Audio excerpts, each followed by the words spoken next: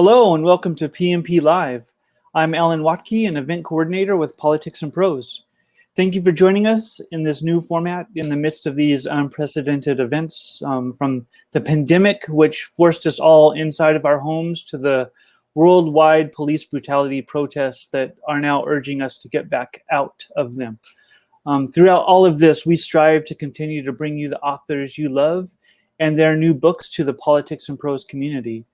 At any time during the event, you can click on the green button below to purchase Team of Five on Politics and Prose website. Our physical stores are still closed, and we need your online purchases in order to keep bringing you the programming Politics and Prose is known for. Another way to support Politics and Prose tonight is by using the donate button at the bottom of your screens and contributing whatever you are able. Tonight, you can also ask the author a question by clicking on Ask a Question, which can be found near the bottom of your screen. You can also read other people's questions and even vote for ones you'd like to hear answered the most. Finally, we want to thank you for being here with us today. We're so thankful to our family of loyal customers keeping our business and our spirits afloat. Today, I'm very pleased to welcome Kate Andersen Brower to PMP Live for her new book, Team of Five, The President's Club in the Age of Trump, which is a glimpse into the complex relationship of the five most recent former presidents and how each of these men views his place in a nation that has been upended by the Oval Office's current resident. Kate is the author of The Residents, a New York Times bestseller, First Woman, also a New York Times bestseller, as well as First in Line. She is a CNN contributor who covered the Obama White House for Bloomberg News and is a former CBS News staffer. Her writing has appeared in the New York Times, Vanity Fair, the Washington Post, among others. And so without further ado, please welcome to PMP Live, Kate Andersen Brower. Alan, thank you so much for having me today. That was a very generous introduction, and I can't say enough about Politics and Prose. We live in Bethesda, and we go there frequently. It's a great place. They also have a great little cafe downstairs there, and I am excited for it to reopen one day, hopefully when it's safe for us all to be out into a relatively normal life again. So as Alan was saying, I worked for Bloomberg News. I covered Barack Obama's first term in the White House. And I then wrote a book called The Residents, which was about the butlers and the maids at the White House. And I came up with that book idea because I was just intrigued by these people that we don't see. When you're a White House reporter, you work in a tiny cubicle underneath the Brady press briefing room. And you don't interact with the staff much, and you don't see them. You see the political aides, the West Wing aides, sometimes the East Wing aides who work for the First Lady, but you don't get to see these butlers and service staff. And so I was invited to a luncheon with Michelle Obama, and a butler came in and out, and it was just made me think about who these folks are and their incredible stories. And so this book, I came up with the idea for this when I was covering the inauguration, looking at inaugurations in the past and looking at this particular one when President Obama left office and the Trumps moved into the White House. And I just think the image of the swearing-in ceremony at the Capitol, it's so iconic. And later would become so famous when Trump talked about having a bigger crowd than Barack Obama. But the imagery of that and the drama of that day, I just find incredible. And, you know, looking at the helicopter taking off with the former president and first lady, then circling over the White House to give them one last glimpse before they go to Andrews Air Force to bring them into a semi-private life again. And, you know, I wanted to get into the psychology of that, you know, what goes on in their minds. They go from being the most powerful people in the world to being kind of on the sidelines, not really able to influence policy. In Barack Obama's case, watching a lot of his almost all of his legislative accomplishments, with the exception, of course, of healthcare, be turned around by the Trump administration. And how does that feel? And how do you struggle with what to do to be influential once you've left the White House? And I also have a chapter on first ladies, because I'm fascinated by first ladies, and I wrote a book, First Women, about the modern first ladies. And so I get into some of these relationships between Laura Bush and Michelle Obama, between Melania Trump and Laura Bush, and sort of looking at how they negotiate and navigate their post-presidential lives, and whether or not Laura Bush and Melania Trump have any kind of relationship, which I get into in the book, which really hasn't been reported before. I begin the book with, and here's one of my favorite photos of the 5 former presidents. I started with George H.W. Bush when he was still alive, so I started researching the book when he was still alive. And I end the book with his funeral, because that incredible image of Donald Trump sitting there kind of awkwardly with the other presidents, you can't imagine what's going through their minds. And I get into that a little in the book. And I also got into the thinking behind that funeral. And I talked to many people around George W. Bush who said that it was very important to them that Donald Trump show up to that funeral. Bush 41, as he's called, because he was the 41st president. I've interviewed him before for another book.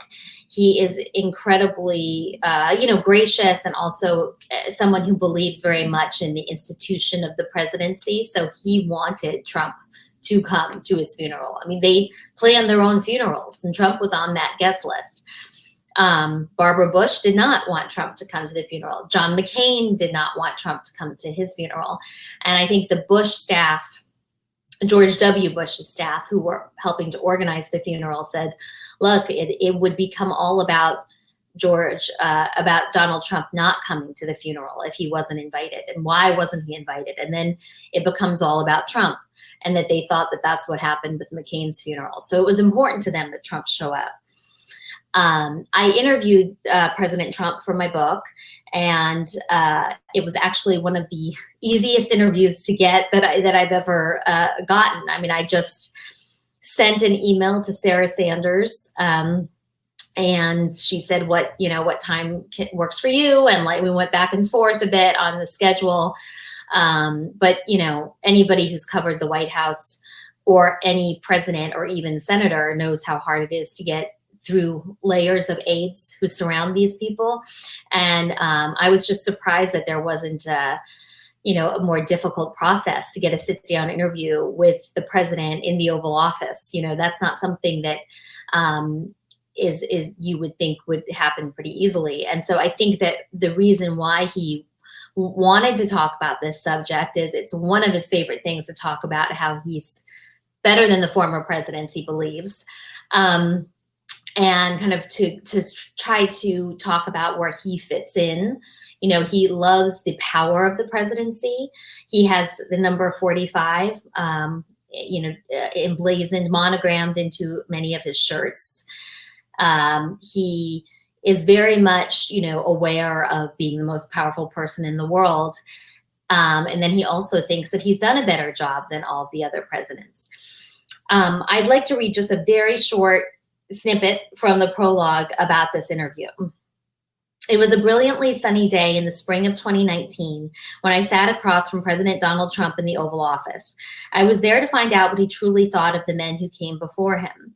How did he think he would be received in the so-called President's Club when the time came for him to leave the White House? Had the years he spent in that awe-inspiring office, both literally and figuratively, given him empathy for what his predecessors went through?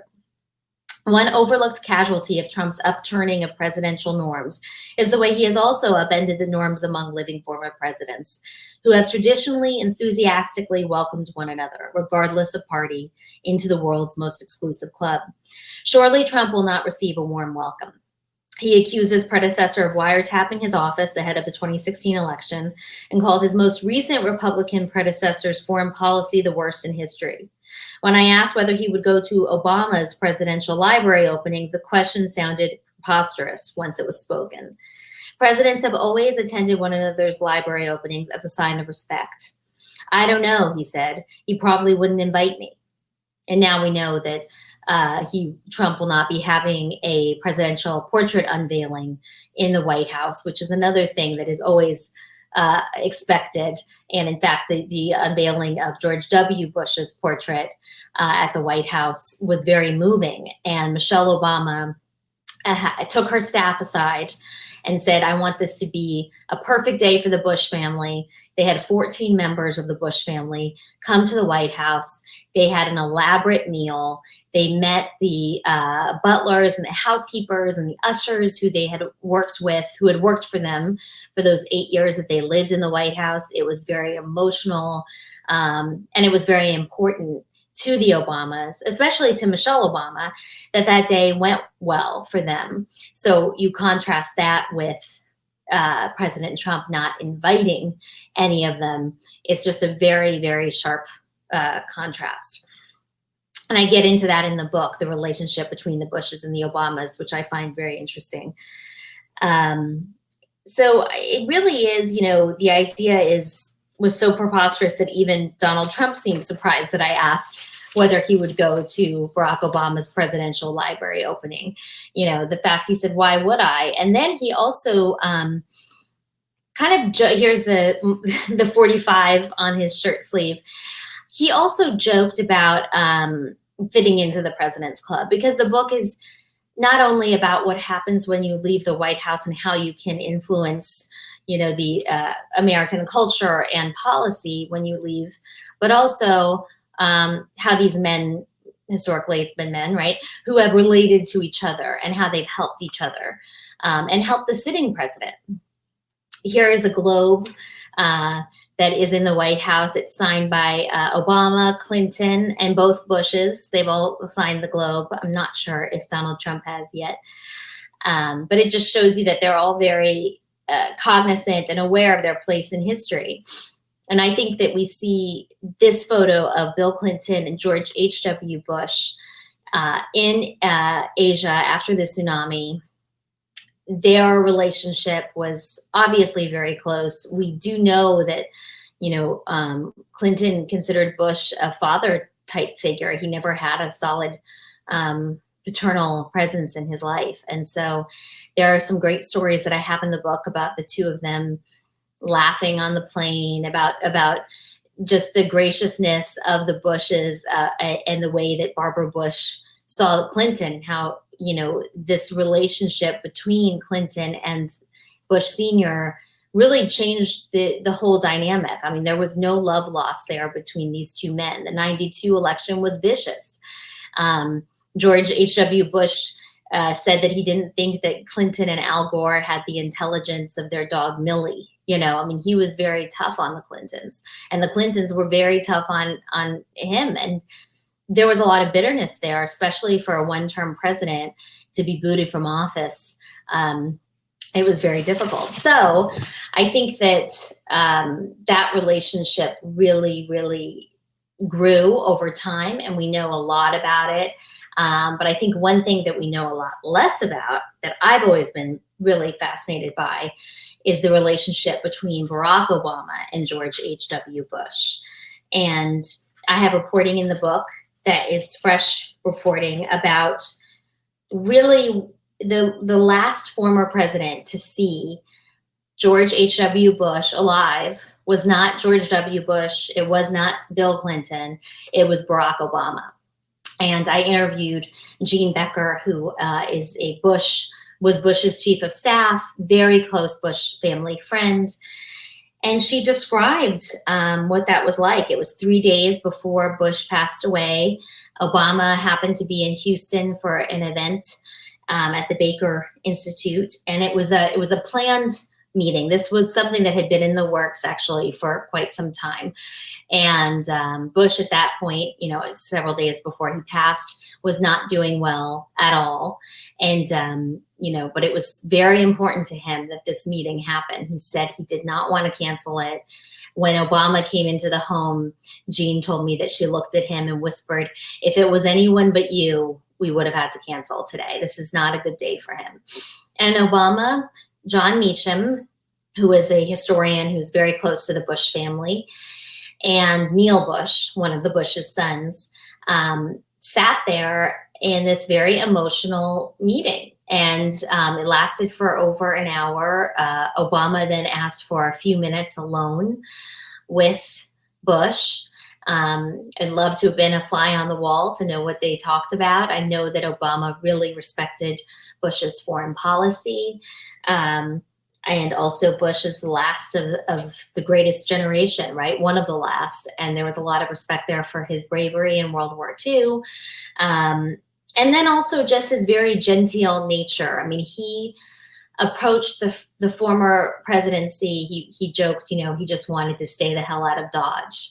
He thought that it was best to stay on the sidelines. It's best not to criticize your successors in office.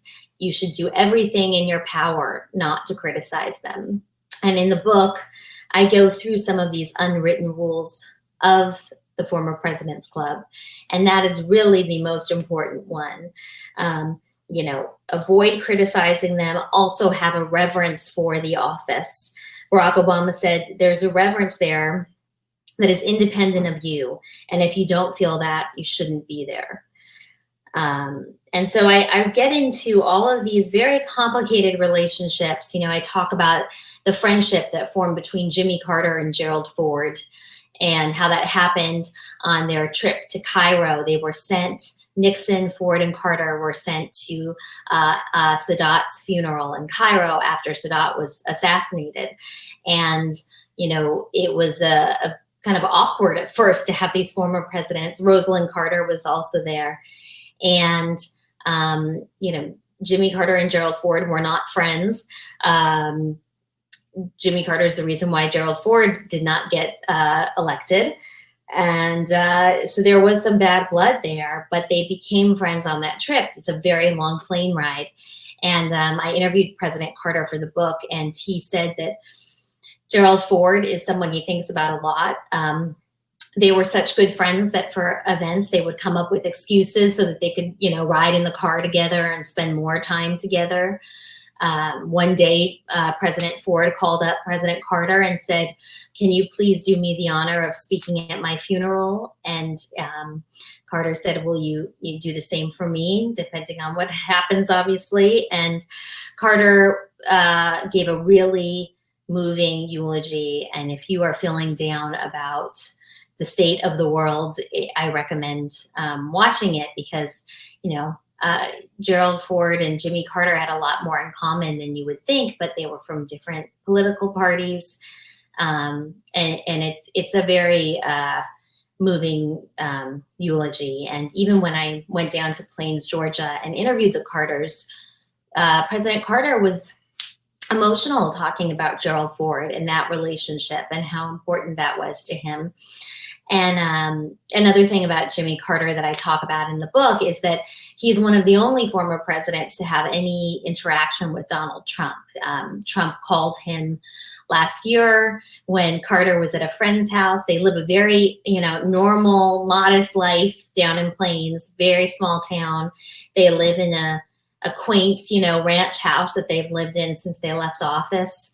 And he was at a friend's house at a buffet line, and he was serving himself, and the phone rang, and it was a White House operator saying the president is on the phone. And that was just something no one was expecting. And so he took the call several minutes and came back and just started serving himself again. So that's the way Carter is. He seemed unfazed by it, according to somebody who was in the room. But I think that President Trump sees a sort of kinship with Jimmy Carter because, like Trump, Carter is an outsider from the group in many ways. You know, the cover of my book was hard to find because in this photo from 2009 of the 5 presidents at the time, living presidents at the time, Carter in most of the shots is standing off to the side. He is not really let into the fold. And that is because a lot of these former presidents felt like he criticized them too much. He weighed in, you know, is very critical of the war in Iraq, very critical of Bush's mishandling of Hurricane Katrina. He weighed in quite a bit in ways that these other presidents really didn't. I mean, you know, Bush 43, George W. Bush, didn't criticize Barack Obama very often. And really it was Dick Cheney who would do that for him. And Bush did not want to really get involved in that kind of mudslinging. I think he and Laura Bush, and there's a photo of Michelle Obama and Laura Bush laughing, they call their retirement in Texas going back to the promised land. You know, they love Texas. They enjoy not being in the limelight in the way they were before. Very rarely do they weigh in, but we've seen with the pandemic that Bush has weighed in. We saw with the what was happening at the border. It was Laura Bush's idea to write that op-ed that was very influential, and where she criticized what was happening with immigrants at the border. And I think that it kind of led to every other first lady coming out. I mean, you expect Michelle Obama and Hillary Clinton to be critical of Donald Trump, but you don't necessarily expect the most recent Republican first lady to be critical. Laura Bush and Michelle Obama are friendly. You know, they do all have a lot of fun together. I thought one of the interesting things I learned in reporting the book was that George W. Bush and Michelle Obama do have a really genuine friendship, but that those famous photos that we see like this of Bush and Michelle Obama kind of giving him a bear hug at the opening of the Smithsonian National African American History Museum in DC, that is done with every intention for people to see it. You know, they want people to see that this is possible to have a Democrat and Republican from 2 different parties, 2 different races, different genders, so different, but actually have a genuine appreciation for each other and each other's sense of humor. They do click.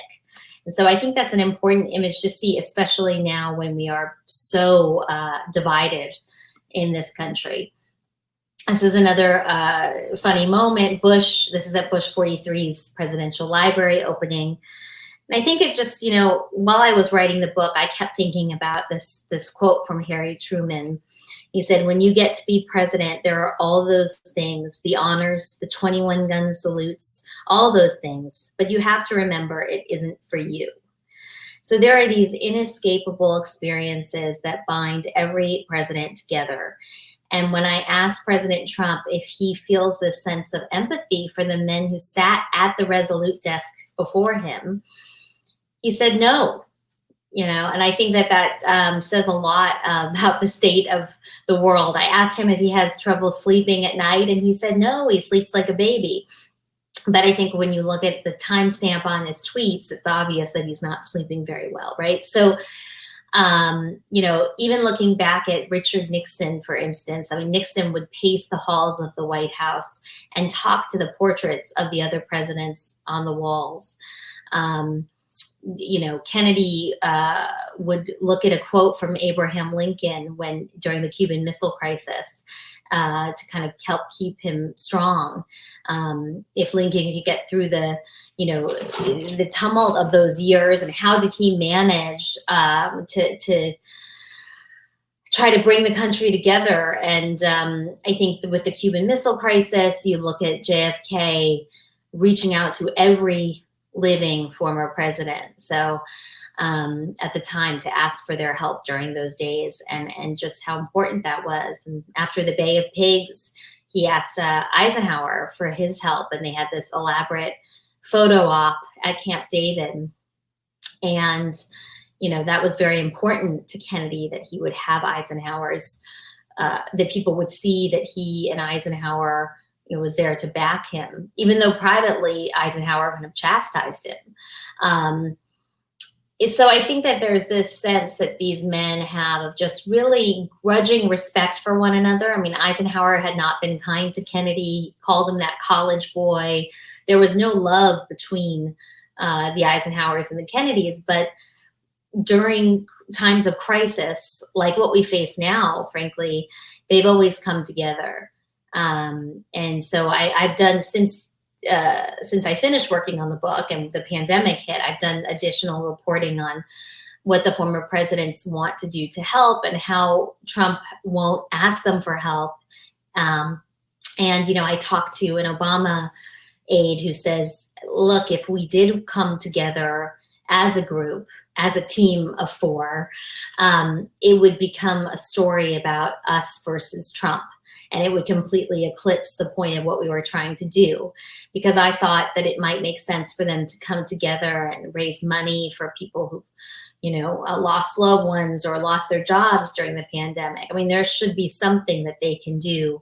They've come together before, after the tsunami, after Katrina, after Harvey.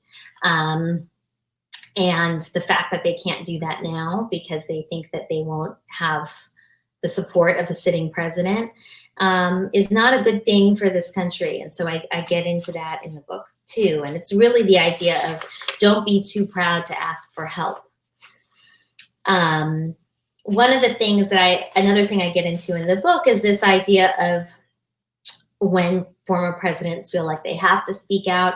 A close friend of George W. Bush has told me that Bush is privately really horrified by what's going on, and that he said that if we can get through the Civil War, we can get through the Trump presidency, which gives you a sense of where things stand for him. And then also, we know that Bush told one of his close friends who worked for Trump, who was fired by Trump, his close friend said he was worried about being too negative. And he said, don't worry about it. You should say what you want. And when you're speaking publicly on the speaking circuit, say what you want, be free to speak your mind. And so I think that's another big break, because Bush has always wanted to follow in his father's footsteps, and he's always wanted to stay on the sidelines and not get involved. But we've seen in recent weeks that both he and Obama and Clinton and Carter, but I think Clinton and Carter, you expect to hear more from them, have felt pushed to the breaking point. And Obama said he wouldn't weigh in unless our democratic norms are at stake. And so I think we're seeing that he feels pushed to the brink. The only other time he's done that was when Trump accused him of wiretapping. That was another moment when he was very, very upset and really felt like he had to speak up. So I think the interesting thing from my reporting is just that these Republicans, former presidents, have more in common with, Bush has much more in common with Jimmy Carter probably than he does with Donald Trump. And what does that say about the state of the Republican Party? I don't know, there's news today about Colin Powell coming out saying he'll vote for Biden. It's just a really interesting moment in our politics. And I did think that ending the book on Bush's funeral and with that visit between President Obama and President Bush was just a very meaningful way to end the book. Because I think if we look ahead, this is probably a blip that's unusual in our history. But I think that there will be a time, for instance, if Biden were to win, he certainly would be more of an institutionalist. He has these relationships with the former presidents already in place. He knows the Clintons well. He knows the Bushes. So I think that will prove to be a very different presidency should he win. But obviously we don't know. At an event in the White House's Regal East Room, Obama said of Bush, who sat smiling in his wheelchair, this was a few years before Bush passed, Given the humility that's defined your life, I suspect it's harder for you to see something that's clear to everybody else around you. And that's how bright a light you shine. We are surely a kinder and gentler nation because of you. This last slide, I thought it would be nice to end with. For my book, The Residents, I interviewed Wilson German, and he was a longtime White House doorman. He worked for 11 presidents, starting with Dwight Eisenhower. He passed away at 91 a couple of weeks ago from the coronavirus. And it's just incredible. I mean, he started working there in 1957. He retired in 2012. And when I talked to him about what it was like working for the Obamas, he said that he never thought he would see this day when the first African-American president and first lady would be moving into the White House. And that's another thing I get into in the book is George W. Bush on election night in 2008 was very emotional. I spoke with someone who was with him in the treaty room on the second floor of the White House that night. And, he had a very difficult history with John McCain, obviously, but he was happy to see that moment in time in our history, to see the first African-American president when he recognized the weight of that. And talking about what's going on now with these racial inequality coming to the forefront and these protests going on. George W. Bush did go to Selma with Obama during the anniversary there. And, looking back on Bush's presidency, he left with, and I get into the war in Iraq and the mistakes that he made, which were quite enormous, but he is somebody who believed he was doing the right things, which is a little bit different, I think, than what we see now. And he's also somebody who I think had a level of empathy and compassion, which is a bit different. And, when bin Laden was killed, Obama's first call was to George W. Bush after he found out everyone was safe and sound to say, we got him. And I think that shows this continuity. And I get into that in the book, and, the sense that transitions like the one between Bush and Obama from both sides, and I interviewed probably 50 people who worked for both of these men who said that transition in 2009 was seamless. There was the economic crisis was going on, and it was very important that they worked together well, and that on both sides, it was about the country and it wasn't about party. And, it's not about being a Democrat or a Republican. It's about our country. And so it might sound a bit cheesy to say so, but you see it again and again in these relationships between these men, that it is a very real thing. And then, when I left the Oval Office after my interview with Donald Trump, he said, "Say hi to President Bush for me," in kind of a sarcastic voice. And I think that he is very much aware of the bad blood between himself and every former president. And he doesn't care because he views politics as a blood sport. And he did what he had to do, he told me. And he used to be friends with the Clintons, and now he's not because he ran against Hillary. And this is what happens. You burn bridges and you can no longer have a civil discussion with the people you're running against. They're your enemy. And that did work for him, obviously, in 2016. So I think we're going to continue to see a lot more of that, obviously, going forward. But I want to kind of look at, I'm very interested in how Obama and Bush in particular are responding to Trump now as things continue to be difficult in this country. But I would love to take any questions you might have. And I really am so grateful to Alan for having me, and just these relationships are endlessly fascinating to me. So I could talk about them for a while, but I would love to answer any questions. Absolutely. Thank you so much, Kate. That was very intriguing. It was just fantastic.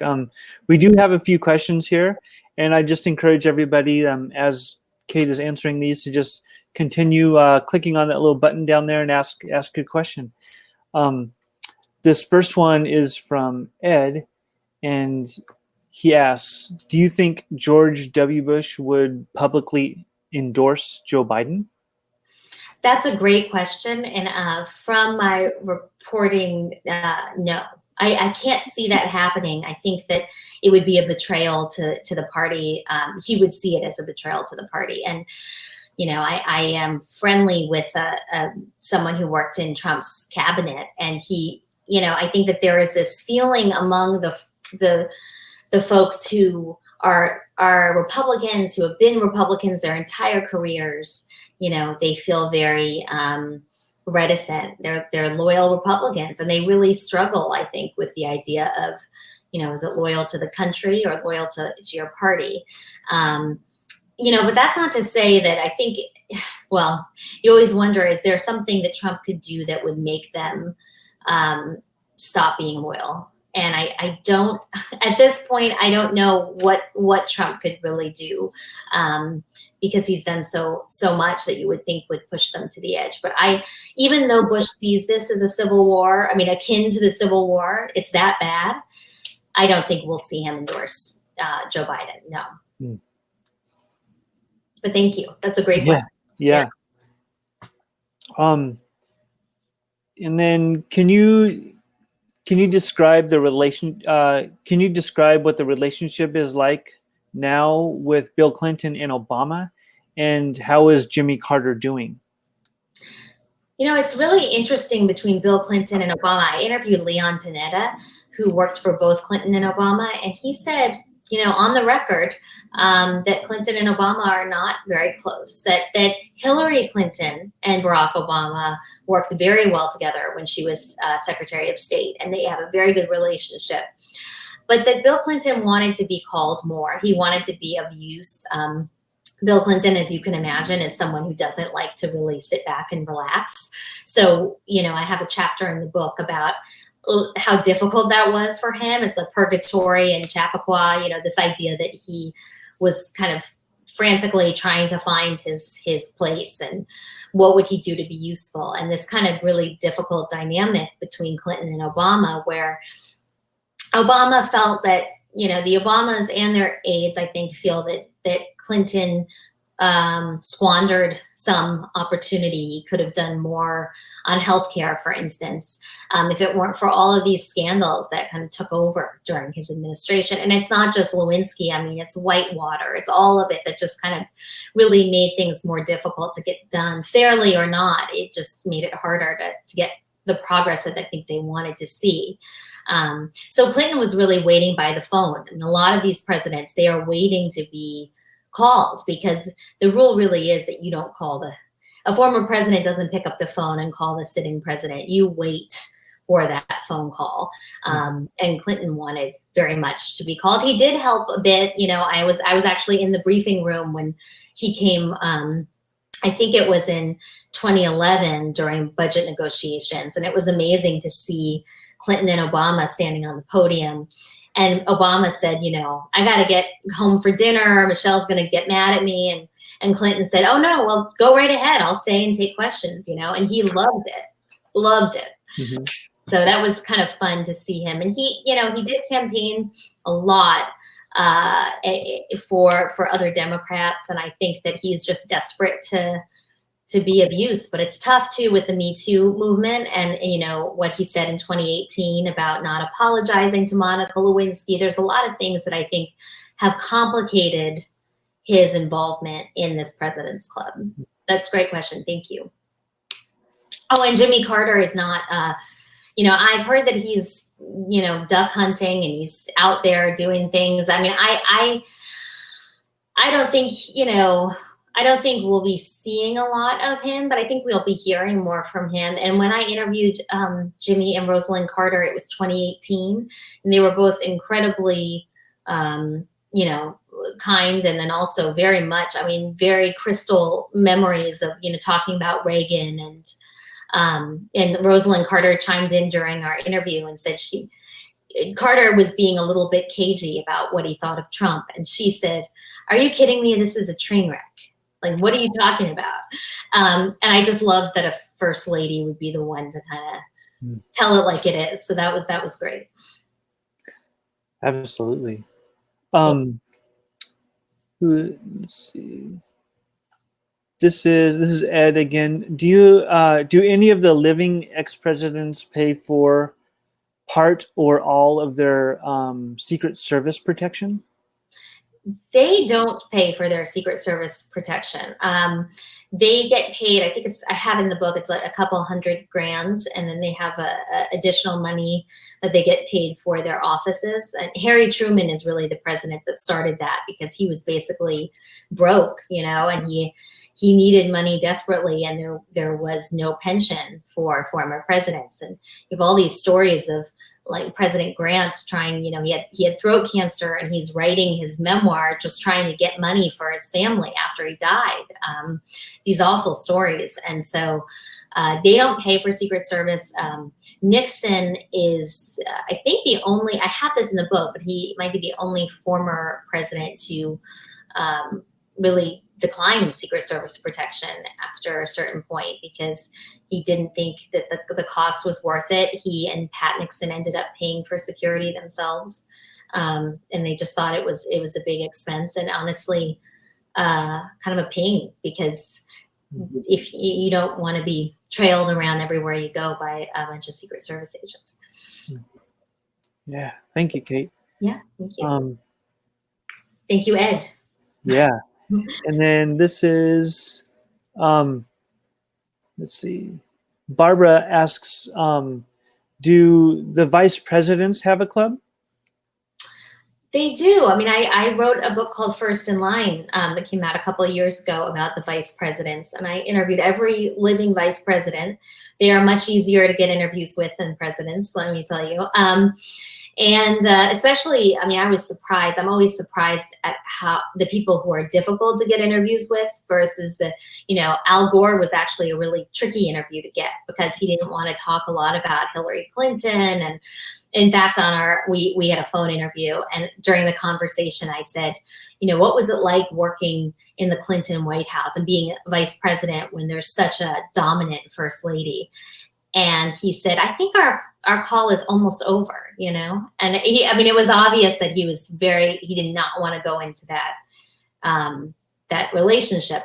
But they do have a group together. Many of them asked Walter Mondale for advice. He was a really influential vice president. He talked to Joe Biden before Biden decided to be Obama's vice president. And Biden asked him, for basically a blueprint for how to be a successful vice president. And Mondale had written this actual document that outlines, where he thought that he could weigh in and whether or not you should have a specific portfolio or not.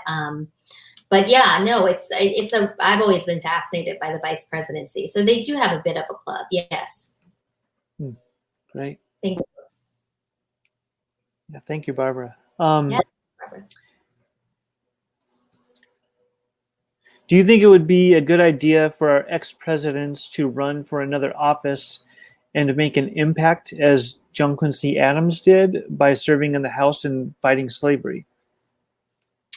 I think that, right, so you have two examples. You have William Howard Taft, and then Adams, who was a very successful congressman. It is amazing to think of what it would be like to go from being president to being a congressman, right? And I think I have in the book, when he first decided to run, his son said, "Are you crazy? Like, why would you do this? It's such a step down," right? Taft is different. I mean, his life's dream was to be on the Supreme Court. And so those years were very happy for him. I don't think that former presidents should do that. Actually, I don't think that, unless they want to take a giant step down and in some way do some kind of, something in their communities or something to be helpful on a local level. I think you see Obama doing some of that, organizing people and bringing people together, but not in an official capacity. When I interviewed people around Obama, I was told that he has a virtual kind of war room in his office, in his post-presidential office, because they have to decide when to respond to Donald Trump. I mean, this is a post-presidency unlike any other, because you have a sitting president who is using social media daily and attacking you very personally. And then you have to figure out whether or not to respond or not. And the wiretapping allegations, I was told, those were the most upsetting to Obama at the time. The idea that, to think that a sitting president would accuse a former president, well, he was a sitting president at the time. Trump said that Obama, while he was president, tapped his phones when he was running for office. And I think that particularly upset Obama, because it gets to the whole idea of the, democratic norms and, what we expect from the presidents and how upended it's all been. And, Trump and Obama have not spoken since Trump visited the White House a couple days after he won the election. And I think that just, it tells you everything you need to know. There has been no dialogue, and Trump was described to me as an island. He is on his own. He has burned every bridge. And I think that's why he tried to talk to Carter. Well, he did speak to Carter briefly, because he feels that there's some commonality there, but they're really, you couldn't get two people that were more different than Donald Trump and Jimmy Carter, who lives, Jimmy Carter has the least amount of money of any former president, and has done really the most good as a former president with the Carter Center. So I don't think we'll see Donald Trump doing anything like the Carter Center when he leaves office. Thank you for the question. Yeah. And Mary asks, you mentioned Laura Bush and Trump. Could you expand a bit on the relationships Melania has within the team of five, if any? Yeah, I mean, so Melania has no relationship with Michelle Obama, with Hillary Clinton. Obviously, you have to think back to that debate during the 2016 election when Trump brought the women who accused Clinton of sexual assault. So that relationship is impossible. The relationship with Michelle Obama is impossible. But her relationship with Laura Bush is, they have a relationship. Laura Bush has come to the White House a couple times for tea. When she was here for her father-in-law's funeral, Melania invited her to the White House and had her meet with the butlers who had worked for her so many years ago. And that meant a lot to Laura Bush. And during that meeting, Melania, said that she felt she was getting unfairly criticized. And Laura Bush kind of tried to coach her through that. And then, I think that Melania sees Laura Bush as her only real source, her only possible ally. When Barbara Bush passed away, Melania Trump brought George Haney and Buddy Carter. And Buddy is a current White House butler, to Barbara's funeral on Air Force One. So I think that Melania, which was very important to the Bush family, they really wanted to make sure that they felt this connection to the people who had worked for them. And the Bushes were very close with the staff who worked at the White House. So I think that Melania Trump and the Bushes have a decent relationship, but that's really it. She is, again, she's really an island too. And I think that's why we don't see her doing all that much, frankly. Yeah. Thank you for the question. Yeah. And then kind of like a follow-up to First Ladies, you've written about First Ladies, the White House staff, now the former presidents. What are the roots, if any, of your interest in the culture of the presidency? I mean, the culture of the presidency in terms of, the aides and the staff, or, I mean, I guess it would depend on how the institution of the presidency is viewed, I think is really interesting. And how Donald Trump has maybe changed our expectations from the president of what we expect. I hope that that doesn't last forever, that there is a sense that we will go back to sort of normalcy at some point. But I think the institution of the presidency is so fascinating. And I do think in my research for this book, I mean, you know, John Adams and Thomas Jefferson had such a bad relationship when Adams lost to Jefferson that Adams didn't even go to Jefferson's inauguration. You know, he left a couple of horses in the stable and a note, you know, that explained what, you know, was in the stable to Jefferson. It was very curt. It was not close. But the difference is, they didn't have social media. You know, they weren't attacking each other publicly all the time. I mean, they did attack each other a bit, but it wasn't in the same very personal ways. And then the two of them famously, you know, became friends. And I asked Trump, you know, can he see himself actually becoming friends with Clinton in the way that Adams and Jefferson did after they both left office? And he, you know, he kind of smiled at that idea and said, anything's possible. I don't think that that's possible. I can't see Bill Clinton wanting to befriend Donald Trump after this is all over. And I think if he did, I think people would be really furious, actually. But, it, you know, it's a lot of, I think the Trump presidency is kind of like a wrestling match. I mean, a lot of it is for show. And I did talk to staff, butlers, the head of housekeeping, who's quoted in the book, you know, that they say that they see a different side of Donald Trump in the residence, that he is not as tough as people might think he is, which I thought was really fascinating. Thank you for the question. Yeah. And then any insight, this is by Ari, any insight into the relationships of presidential children, like the Bush girls and Chelsea Clinton as an example? Yeah, I have some insight into the relationship between the Bush girls and Malia and Sasha Obama, and that close relationship, and the sense of protection that they all feel for each other. I mean, and then the difficult relationship between Ivanka Trump and Chelsea Clinton. I do get into that in the book, how they were friends and now they are definitely not, and how tough that is. You know, I have some. I don't get into a lot of Barron Trump in the book because he's so young, and I don't think that that's appropriate to do. But I talk a bit about, you know, how tough that is to grow up in the White House and how the staff, they feel very protective. And these are just kids. I mean, Barron Trump is very tall, so I think people assume he's older than he is, you know.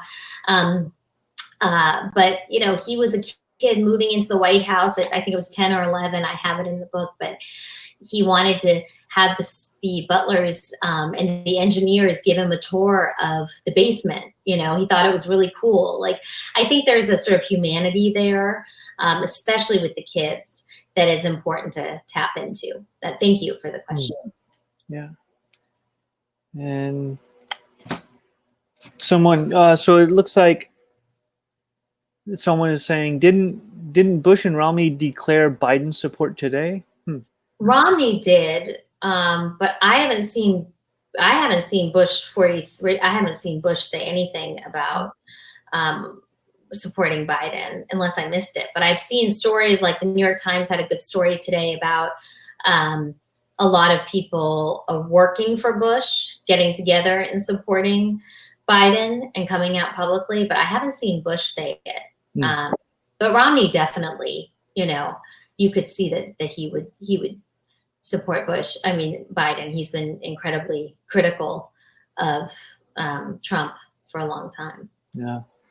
And then Larry asks, how is the relationship with Michelle Obama and Ivanka Trump? And Ivanka Trump, Michelle Obama and Ivanka Trump. Gosh, I honestly don't know. That's a really interesting question. I don't think they have any relationship to speak of. No.